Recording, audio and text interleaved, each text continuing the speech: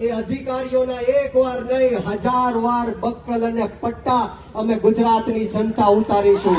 હર્ષ સંઘવીના પણ બક્કલ અને પટ્ટા ઉતરાવી દેવાનું કામ કરશે, યાદ રાખજો.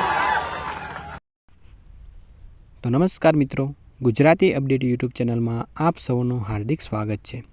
તો મિત્રો, અત્યારે ગુજરાતમાં જે જિગ્નેશ મેવાણી અને ગુજરાત પોલીસને લઈને અત્યારે જે આખો વિવાદ ચાલી રહ્યો છે, જે પટ્ટા ઉતારવાની વાત થઈ રહી છે, તો મિત્રો આ સમગ્ર વિવાદ મામલે આમ આદમી પાર્ટીના નેતા બ્રિજરાજ સોલંકી પણ હવે મેદાને ઉતર્યા છે.